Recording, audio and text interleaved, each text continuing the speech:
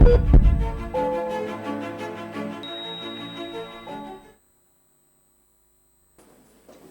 and welcome to Health and Wellbeing, and I am Lois Apasambu. Living a healthy life is a deliberate act that each and every one of us must imbibe. But for most people, this means just working out and exercising. However, most times we forget to balance our physical health and our mental health. Well, today on the program, we will be talking about how to live a healthy life in the midst of so much stress and the hustle and bustle. Our guest today is Dr. Zakaria Mohammed Amin, who is an anesthesiologist and a nutrition expert, and he joins us again today to talk about living a healthy lifestyle. Dr. Amin, you're welcome. Thank you very much. And it's nice having you here once again. Yes. So, we had an episode some months back on living a healthy life, and you're here again for the continuation of it. And it's good having you here. Thank you very much. Thank you for having me. Well, we're going to go on a short break, and when we return, our discussion will commence. Please do stay with us.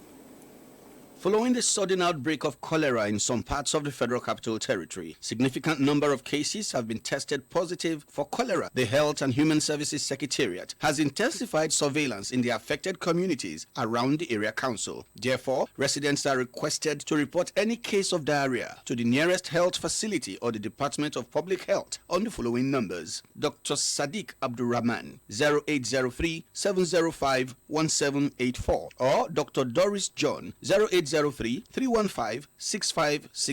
Ensure that the water used for domestic purpose is clean, boiled and filtered. Start ORS immediately you have diarrhea. Ensure that all food is properly cleaned and well cooked before consumption. Ensure that fecal waste are hygienically disposed of. Do not defecate in the open or into streams. Houses with surface wells should make sure they are covered all the time. Public Health Department, FCT Health and Human Services Secretariat. Announcer. Welcome back, and thank you for staying with us. Before we went on the break, I said we're going to talk about how to live a healthy life in the midst of the hustle, the bustle, and all the stress. So, Doctor, I mean, straight to our discussion. The quality of life that we live, or as human beings we live, would actually determine how long we live. So when you have a good, healthy lifestyle, we expect that you live a long life. Yes. Yeah. So, but how do we get to this point where we live good and healthy lives and affects our the length of our lives on earth? Okay.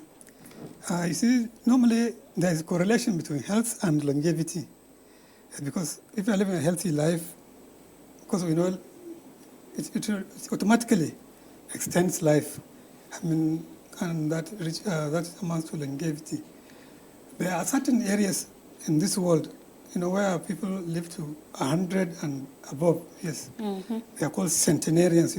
That's the name for the word. That's the word for somebody who has reached 100 years.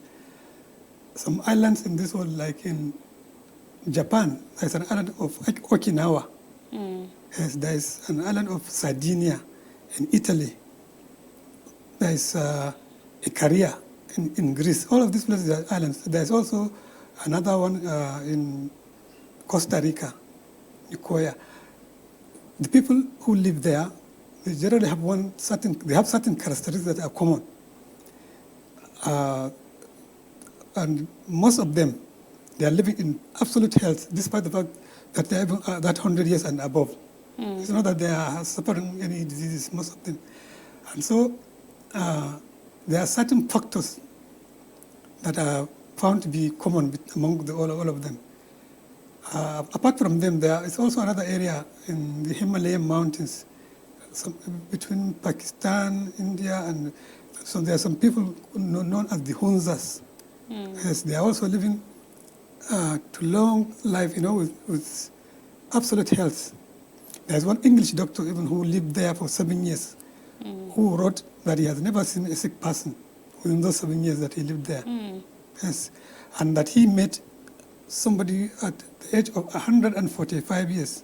He said in that area, even somebody who is at the age of 70, if you call him an old man, they will laugh at you. Because at that age, they do everything that other young people do. They even play games together, and they're always active. So the common factors among them is that all of them are living a truly healthy life. if you remember, the last time I talked about what certain aspects that are called fundamentals of health, or pillars of health. Okay, the lives of these people, these centenarians, seems to encompass all of these factors. Number one factor among them is the fact that they all are active. They live an active life. They walk long distances on daily basis. And they do some certain physical activities, like they also do a lot of them, they do farming, they do gardening and other manual jobs, which keeps them active the whole day. Another factor that also is common among them is that they are living in environments where they are free of pollution. All these islands and places, they are in an environment where there is no pollution, so the air there is also of high quality.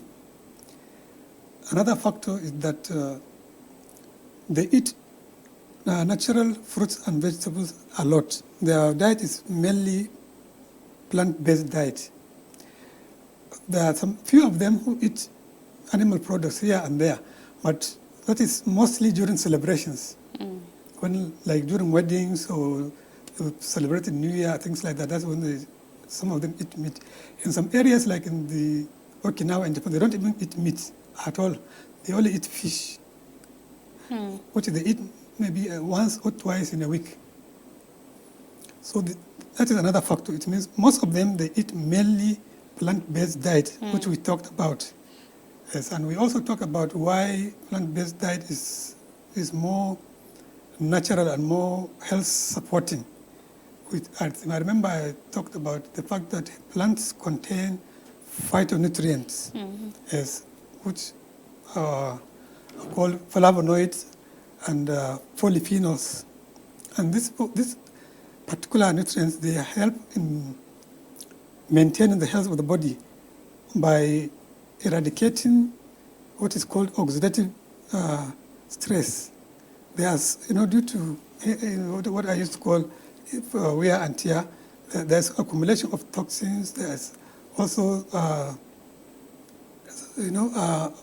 inflammation sometimes that happens due to the fact that people don't live a healthy life.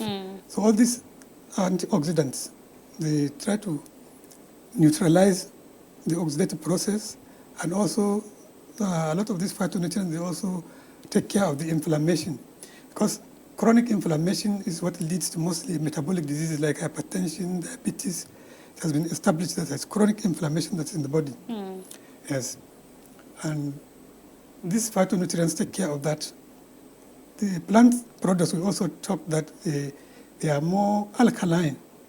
Yes, and the human body, the blood is somehow alkaline also at about 7.4 pH, which makes it alkaline. So any food that you eat that is alkaline is more in tandem with what it's supposed to be. So plant products are generally alkaline. That's why animal products are generally acidic, which means they tax the body more. They somehow disbalance the body's equilibrium. So that's why eating plant food is superior. And a lot of these people also, they even actually grow their own vegetables and fruits in their own gardens. So they use natural manure, so they don't use chemical fertilizer. So even their products are somehow healthier than what is generally obtained now in big cities. And they eat them fresh, usually. Yes. So you spoke about inflammation, and would it be correct to say that people get more inflammation when they eat animal-based foods?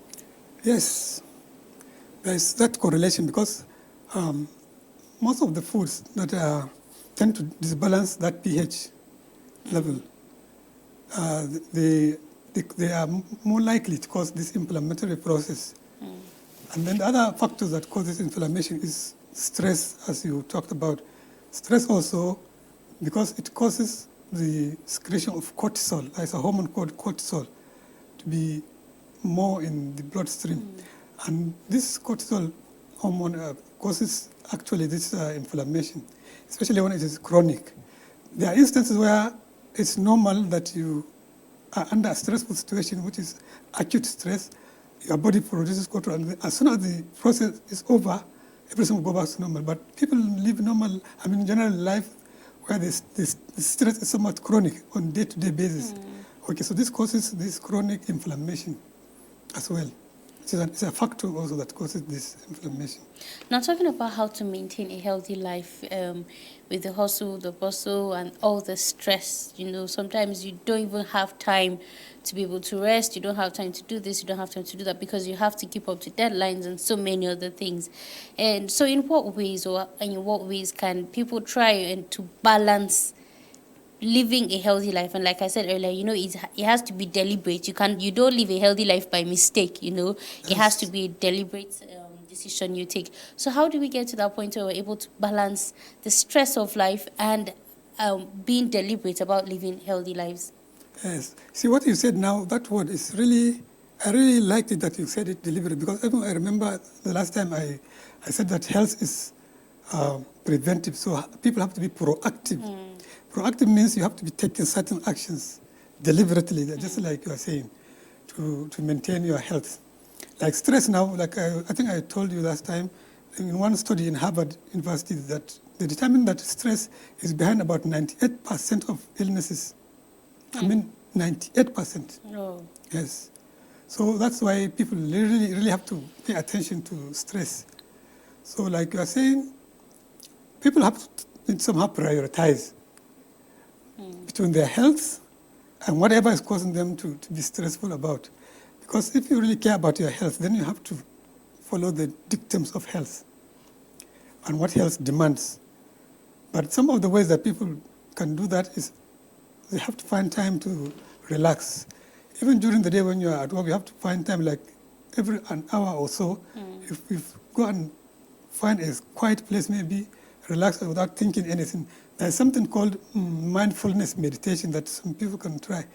You just focus your attention on a certain action or certain something, and you try not to think or act or anything. You just relax, and you can be looking at a certain point, just focusing your attention there. Or you can be focusing your attention on how you are breathing, how you are taking in breath and how you are breathing out. Just keep your attention there. Whatever thoughts are coming, just don't take active part in it. At a certain point of time, you start feeling relaxed. Yes, and so this will somehow reduce the effect of the stress. It is also important, like I also talked about this activity of a thing. If you are working in a place where you have to be sitting for long, it is also advisable that after every an hour you have to stand up and maybe move a little bit and then come back and sit, because for long hours we talked about how it is negative to when you take a calorie intake and you are not active. As It builds up. It builds up, you add weight, which is also not very advisable, because there is what is known as body mass index, BMI, that people also need to know about and maybe do something about it. It is the relationship between somebody's mass and his height. Yes, so it's a product of mass over the height squared. Mass in kilogram and the height in square meter. So there is a normal range that generally the World Health Organization has given, and it's regarded as normal, where somebody's weight, this BMI should remain. BMI of 18.5, less than 18.5 is regarded as underweight. It means your weight is not up to the normal What you're range. supposed to weigh. Yes. Okay. And it has its own consequences also. And the normal range is between 18.5 kilogram per meter squared to 24.9. That's for an adult. For an adult. Okay. Yes, for an adult, that is the range. That is regarded as normal. From 25 to 29.9 is regarded as that you are overweight. And from 30 above, you are already regarded as obese. Yes, you are in the range of obesity. So, and it's also important that you raise this issue, because even these centenarians that I'm talking about that live in these places, some people call them the blue zones, where they have this concentration of centenarians. So in these blue zones, most of these people also, they are lean people, most of them, because they are very active. They expend the energy they they accumulate. And there's another factor also that I have not mentioned among them, is that most of them, they eat frugally. Frugal eating, they don't eat much. Some of them, they eat small portions, and at the same time, they eat less number of times. Like the Hunzas, they eat only twice in a day. And for the Hunzas, one meal can be just a handful of, like almonds, for example. If they eat it, it's a meal.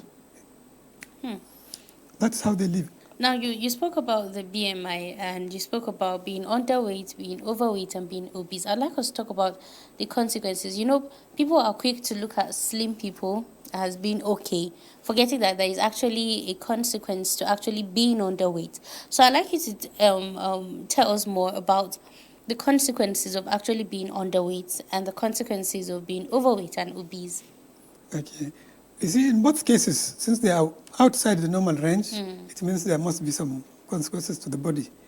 If you are overweight, it means your body is being overworked, like your heart, for example. Even to pump blood through your body, the heart has to work harder. And also your metabolism, like carbohydrate metabolism, will be challenged. And that is why in most cases you see that diabetes, hypertension, they are mostly in people who are obese. There is this kind of correlation. And that is because your liver will be producing a lot of glucose. You are taking in a lot of glucose, and people generally who have this, in most cases, they are not active. So that is what usually leads to the accumulation of the fats and becoming overweight. So these two factors now, they will challenge the metabolism of glucose. Your pancreas will be challenged. So at a certain period of time, the sensitivity even of insulin to insulin is reduced. This is what leads to what is called type 2 diabetes. In the somehow elderly people, not very elderly anyway, from 50 years above mostly. So you can see the importance of not having this weight. And people who are underweight, it means they are malnourished in most cases, which means certain aspects of that the body needs to fight, for example, infection, they don't have it. And that's where their own comes in. You know, most of these antibodies and their cells and so on, they are made of proteins mostly. So if you are underweight, it means you have deficiency of most of the things that are required to maintain your health. So that is why it is important to try and be within a certain range of body weight. Yes. Okay. Well, we're going to go on a short break, but when we return, I'd like us to talk a little bit more about diabetes. You know, you said something about from people a little bit elderly, like from the age of 50 upwards. Well, I've heard stories of people younger than that have diabetes. I would like us to talk about that, and then we'll continue. Well, we're going to go on a short break, and when we return, our discussion will continue. Do stay with us. Following the sudden outbreak of cholera in some parts of the Federal Capital Territory, significant number of cases have been tested positive for cholera. The Health and Human Services Secretariat has intensified surveillance in the affected communities around the area council. Therefore, residents are requested to report any case of diarrhea to the nearest health facility or the Department of Public Health on the following numbers: Dr. Sadiq Abdurrahman, 0803 705 1784, or Dr. Doris John, 0803-315-6560. Ensure that the water used for domestic purpose is clean, boiled and filtered. Start ORS immediately you have diarrhea. Ensure that all food is properly cleaned and well cooked before consumption. Ensure that fecal waste are hygienically disposed of. Do not defecate in the open or into streams. Houses with surface wells should make sure they are covered all the time. Public Health Department, FCT Health and Human Services Secretariat. Announcer. Welcome back, and thank you for staying with us. If you're just joining us, this is Health and Wellbeing on ASO Television. And before we went on the break, I've been here with Dr. Amin, and we've been talking about how to live healthy lives in the midst of all the stress and all the hustle and bustle. So before we went on the break, I said we're going to talk a little more on diabetes. So earlier you said most times diabetes comes as a result of generating insulin that is not used in the body, and most times it happens to people from elderly people, let's say from the age of 50 upwards. But there are stories of people that are actually younger than that and have been diagnosed with diabetes, and it makes us wonder, why do we have such cases? Okay. Well, although I usually like to talk about health, not diseases, but since you asked this question, we have to know that the diabetes has these two types. There's one that some people call juvenile diabetes, that is in younger people. And there's one that is in the one that we call type 2. That's why they call this one is called type 1, the other one called type 2. Yes. The juvenile one is mostly due to absence of insulin itself, generally. So that's why they are usually put on insulin. Yes. But the type 2 is actually due to these things we are talking about, imbalance that happens due to metabolic overload, and resultant of this chronic inflammation, oxidative stress that leads to overwhelming the body, the part that deals with the glucose metabolism. And the fact that some people now at a younger age are having this because of the decay in the food we eat. There is even a study that is showing that the food we eat is actually not giving us the nutrition that we need because of the chemicals we are using now, this fertilizer and some other chemicals that are being used just for plants to grow faster. Yeah, so they become deficient in most cases. There's the factor of the stress that we talked about, stress of life. So that's why in some younger age now, you see some people having this kind of diabetes. And in the type 2 diabetes, it's due to resistance to insulin. That's the difference. The insulin is there, but it doesn't open up the cells to glucose, for the cells to use the glucose that is running inside the circulation. So despite the fact that there is glucose in circulation, the cells are not using it. So that's what usually, and like we are saying, is based on these imbalances and this chronic inflammation, this oxidative process that leads to this. That is why it is important that people now have to pay attention to their health, to eat the right foods. Eating, for example, simple sugars challenges the body more. Simple sugars are the ones, and food that is that has what is known as high glycemic index. This is glycemic index is a function that shows the rate at which glucose enters blood as soon as you eat the food. So food that you eat and then immediately without waste of time, glucose level is rising in the blood. They are said to have high glycemic index. So people should not be eating a lot of them, but unfortunately that's what people are mostly eating now. In fact, I was going to ask on the effect of soda and beverages in our health system. Yes, so soda and all those beverages, they are not good for health generally. People should not drink anything other than water, maybe fruit juices or vegetable juices, and teas. This is what people need to drink. They don't need anything more than this. All those sodas, and they contain a lot of gas, carbon dioxide and other gases inside also, which are not good. They increase your acidity. Yes, they increase the acidity of the body. And so they are not good at all. And like the food I'm talking about, you should eat foods that take a bit longer to digest, so that the release of the glucose in the blood is steady and somehow sustained, not only the one that will give spike, and then before you know it, it's gone down like this. That's what challenges the metabolism generally. That going up and down, spikes, it puts your liver under tension. Your liver sensitizes glucose, and there's nothing it cannot dispose of it before it taking another glucose, and so it leads to this type 2 diabetes. It is part of the factors that lead to that. So I believe there is a correlation between, what you said earlier about the fundamentals of healthy living and longevity. Yes. I'd like you to tell us more on this. Yes. We were talking about centenarians. Since we're talking about longevity, we're talking about people who live long. So these centenarians in these blue zones that we're talking about in these islands, their life has been studied. And so that, as I'm telling you, the factors that were seen, and they too see us. What gives them that long life have been studied, and like I have started saying, the ones that they have correlation in all of these places included the fact that they are very active. So you have to be active. But like we talked the other time, you don't necessarily have to be going to gym to build muscle. That one is for entirely different thing. As far as healthy living is concerned, like the people living, this modern life, who cannot have maybe the time to spend much time, we said like about 30 minutes of walking is important, but it should be daily.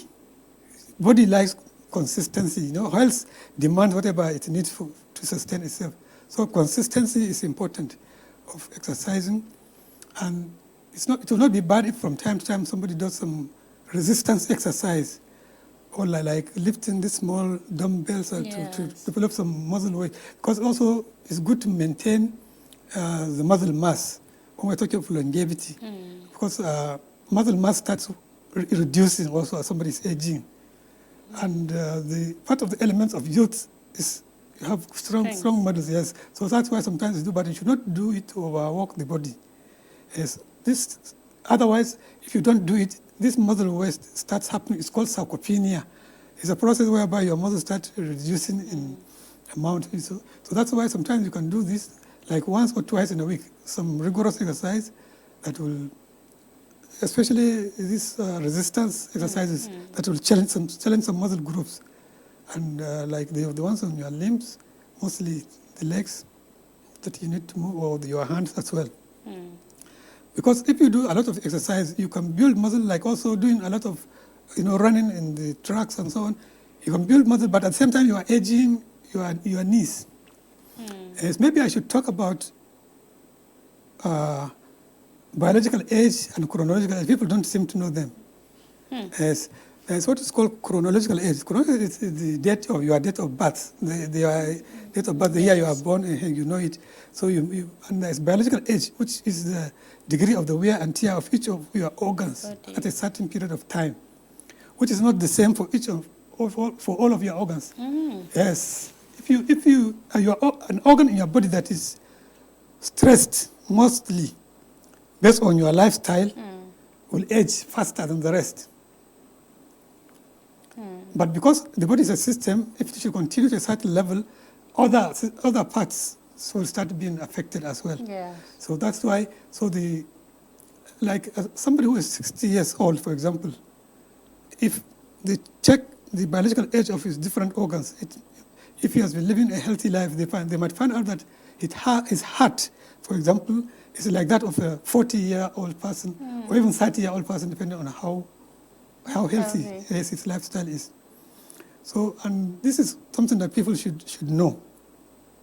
Yes. So that's why sometimes people will always they think when they see somebody at a certain age, because he's young, they think that all his systems are normal or are young. It's not like that. A child, for example, who has suffered a lot of diseases at a younger age, his body could have aged faster. So that is why people should know about this difference of between chronological age and biological age. Yes, there is now a way of determining the biological age of each and every organ in the body of a person. Yes. So because of this longevity thing, there is something that maybe I should talk about, which is important. It has been determined, that what causes aging actually starts from inside the cells. Yes, there is a loss of information from the genes and from what is called epigenetic information that usually tells the body what to do. So the body starts sort of messing up, doing things, in a helter-skelter manner. Yes. So this starts leading to aging. And what causes this loss of information is when people are not living healthy, they do things that cause mitochondrial damage. They damage the genes, and this damage the genes, the chromosomes, and there's part of the genes that is called the chromosome that's called the telomeres. The genes are like they are the information carriers. They are the like blueprint that gives information to the body as to what to do at any given moment. So they are condensed inside the nucleus inside the cell. These genes, they are in double strand, twisted, sort of, yes. That's what they call the DNA. That thing. Yes, the DNA. Yes. So they form what is also called the chromosome. So at the end, at the tip of each one, there is some elongation called which is called the telomere. Those telomeres, they are actually like the capping, or like some people make an analogy like the lace of a shoe. At the tip, there's something that clips it. That is the essence of the telomeres. That's what they do. And at the same time, they allow cells to divide. So the length of the telomere actually gives information about the edge of the cell. So healthy life leads to these telomeres maintaining their length. It has been found that there's correlation between the length of the telomeres and longevity and also health. Yes. So unhealthy living that is full of stress and other factors that we mentioned the other time, like sleep that is not good, things like overeating, or and other factors that lead to this deterioration of this telomere length. So it leads to reduction of the telomere. And once that happens, it affects the body generally. This telomeres, it is now even regarded as a landmark whereby longevity and health will be determined. Like there's a study that has shown that people who maintain the length of their telomeres, they maintain their health. In fact, people who have gone off mark and have gotten some diseases, by increasing that telomere length, they start getting better. Yes. So the telomere length now is even regarded as the biological clock. So that is what determines, like you said, our biological age? Yes. So it even determines the lifespan. Every time, every day your cells, some of them, they die off, some new ones are reproduced. So this reproduction, this is done every time that a cell divides and another one is produced. This telomere length reduces. That's what happens. So when a certain time comes when there is no more telomere, that means it's like the end of the lifespan of that organism. So this is what has been understood now, and that's how important it is. But there is an enzyme that usually elongates these telomeres. It's called telomerase. So it has been found that certain food substances, when you eat them, or certain products, they elongate the length of the telomere. So what types of foods do you eat now? What substances do you take that helps? At least it will help us live longer. Yes. So it's mostly we come back to the plant foods. Those that contain those polyphenols. Like there are certain ones that have been identified, like there's one called resveratrol, which is contained in grapes and in some other plant substances. Most of all these polyphenols and the flavonoids, like lycopene in tomatoes, they are usually what give these fruits and vegetables their colors mostly. Yes. So if you see fruit that has these bright colors, you can choose from any one of them. And like we talked about eating the living food, it's very important. Yes. You eat them raw. That's when you get the benefits. So all this, they have been found to elongate the length of telomeres. The other factors, the other thing that has been found to elongate the telomere length is vitamin D. Yes, vitamin D. You see, the last time we didn't talk about sunshine among the fundamentals of health. That we need some sunshine, Lots of sun. Yes, at least in the morning or even late evening, about 20 minutes of exposure to sun. Because vitamin D is naturally synthesized when you are exposed to sun through your skin. Your skin does it.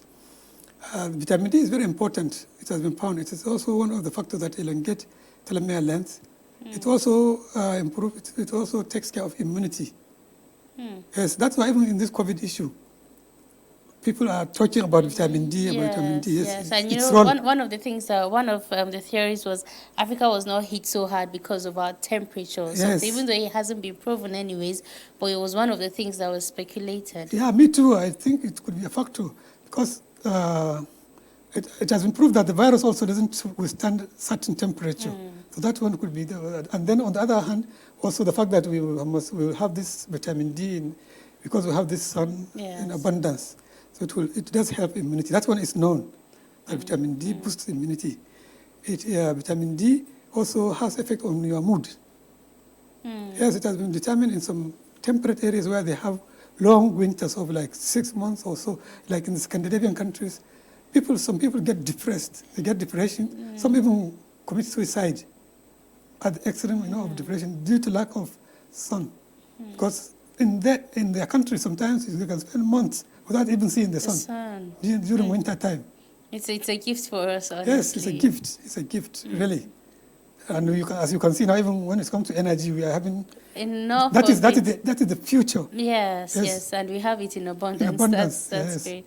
We should be grateful to God for all these things. Yes. So another thing that is also found to increase this telomere length is omega-3 fatty acids. Omega-3 fatty acids, although they are more contained in like in fish, this fatty fish, like tuna, salmon, but it's still available in some plant products, like in avocado.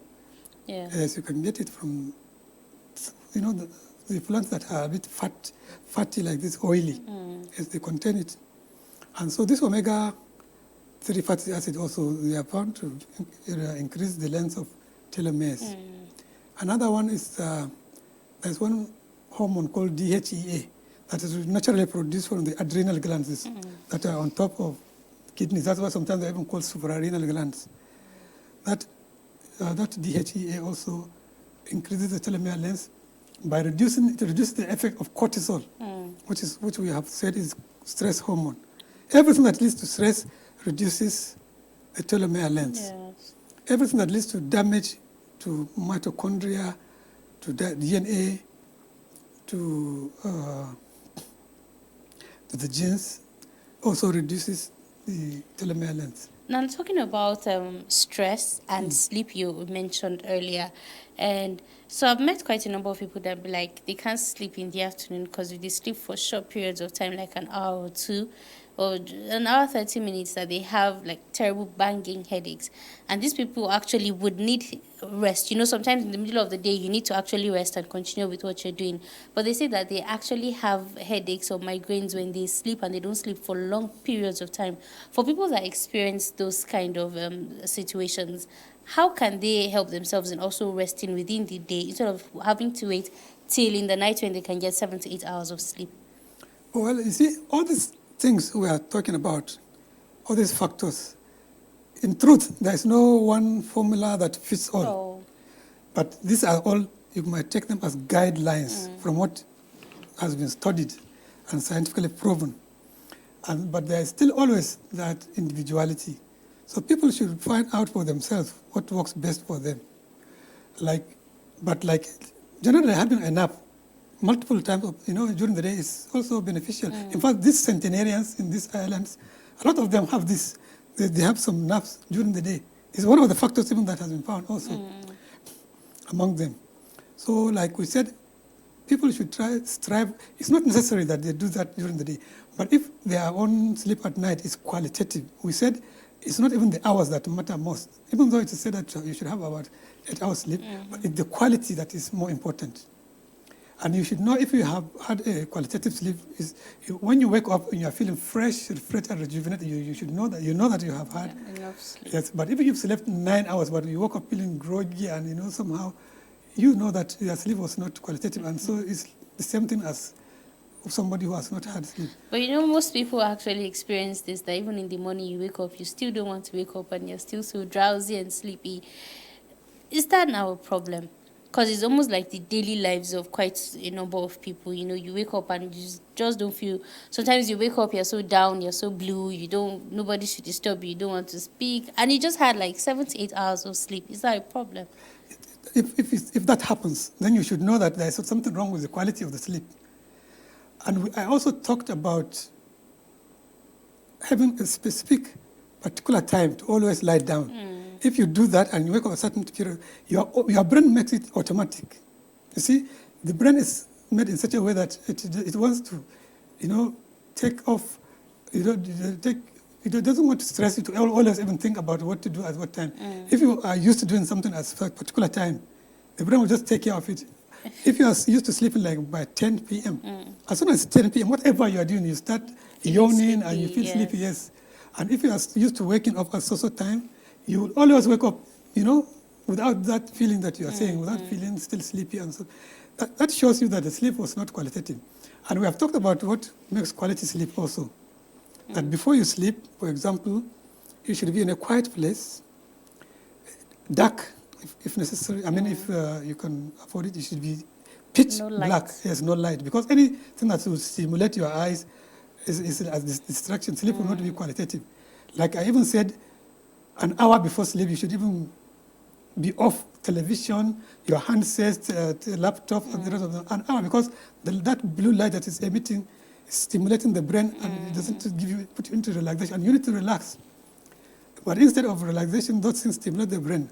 So that is why, like an hour even to go into bed, you should switch them all off.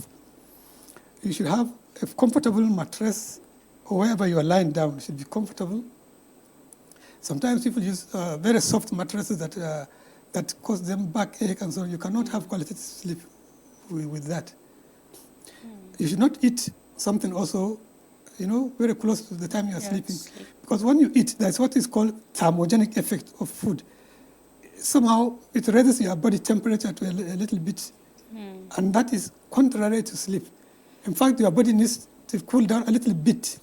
Yes. It has been determined that a temperature of about 15 to 20 degrees centigrade is more conducive for the body to fall asleep. That's why some people, even when they are inside mild AC, you start Feeling sleepy. Yeah, because your body likes it that way. So you see, when you have all this kind of condition around the time you are going to sleep, definitely you will have a qualitative sleep. So that is why it's not good to eat close to the time, because of this thermogenic effect. And it also raises your cortisol level. So also, you should not also do anything that could cause you stress before sleeping. Because cortisol actually is the antithesis of relaxation and sleep. It's a complete opposite. So if you do anything that is stressful before sleeping, you will not have a quality sleep. Yes, instead of you should do things that relax you more. If necessary, if you like cool music or something to relax you, you put it and listen to it. There's another factor that we're talking about, longevity, that I started talking about it, that you should eat less food and less frequently. This has been proved also scientifically to help in longevity. In fact, there are some studies done by scientists on animals. As a doctor who was given, he was studying these worms. By giving them a small fraction of food instead of the full dose that they usually eat, and also not giving them on alternate days, their lifespan was doubled. Yes, and this has been shown also to be truthful in human beings. So that's why I'm telling you that all these centenarians, they eat frugally, they eat little amount, and also some of them they eat less frequent. Some of them eat even once a day. So that's why it is advocated now that people can do intermittent fasting. Yes. Or, like I said, you eat only once. Some people do it that way. This gives your body the opportunity to take care of toxins and other broken down proteins. And there's a process called autophagy. It's like body eating itself. Certain cells go about looking for cells that are old, that are not so important. Even cancer cells, if they start coming, your own immune cells, they start eating them all. When you're giving them this time to, overloading your body with food all the time doesn't give it time to take care of itself. So it has been found that if you are eating frugally, at the time that you are hungry, that very time your body is doing a lot of things to your body, and that is also increasing the telomere length, because it is taking care of these damages that are done Yes. to the mitochondria, that I said, to the genes, to the telomeres. So it's important, it's very important. It has been found as an important factor that you eat frugally. Even if when you're eating food, if you can't eat small, when you're about 70% full, you should just leave it at that, yes. And this intermittent fasting, if you can do it, like there's, or if you can do, like me, sometimes I do 3 days without food continuously, Yes. but only drinking water. It has been found that this also, of recent, that me, I used to do it just because I just know of importance of giving the body time to take care of it, but it has been proven now that it also helps in this autophagy. And that there are things that I discover myself. When I do this fasting, I find that some black dots will start appearing on my fingers like this, black dots, which after a period of time, the place will crack and they will all fall off. Wow. So it's like, so there are some kind of debris inside the body. That is coming out. Yes, coming out. So, but because the body has been given enough time without food, so it's just trying to do this process of elimination and clearing. So, and this leads to longevity. This is a very, very important factor. Another factor that I cannot underemphasize is eating raw, something that is raw, like the vegetables that you can eat raw. If there's anything, I mean, you can eat anyone that you like, then you eat it a lot. It is very important because it is what gives these nutrients. We all know that cooking destroys a lot of nutrients. There's also, last time I talked of the study by Dr. Potenga of when he studied cats. I don't talk of the study by one Dr. Paul Kochakov, who was a Swiss physician. In the 1930s, he studied the effect of eating cooked food on the body, which he presented to a body of scientists in Paris at that time. His study showed that when you eat cooked food, your body sends white blood cells that are called leukocytes into the bloodstream, a lot of them to come in. And it's a process that is known as leukocytosis. This thing happens if, for example, a foreign body enters into you, like a microbe, a virus, or a bacteria. Your body sends these leukocytes to the site in large number to go and tackle it. So what he discovered is that your body treats cooked food like a foreign body, like a microbe, like an infection. But he found out that when you eat food that is raw, this reaction does not happen. Many people don't know this, and I don't know why it has never been given any importance, but it has been, this is on record. There's also one Dr. Anne Wigmore. She wrote a book called something like Be Your Own Doctor, where also she also said she was amazed by the fact that cancer cells taken from human beings and cultivated on cooked food, they thrive and multiply. But when they are put on the same type of food, uncooked, they die. They die off. So it's important for people to be eating a lot of fruits and vegetables that can be eaten raw. Yes. Let them eat them a lot more also. So thank you very much, Dr. Amin. We sincerely appreciate your presence on the program. Thank you very much. Well, that's how far we can go with the program today, but do remember that you have to be deliberate about living a healthy lifestyle. Please do keep it to date with us, same time next week. I am Lois Apasambo. Do stay safe.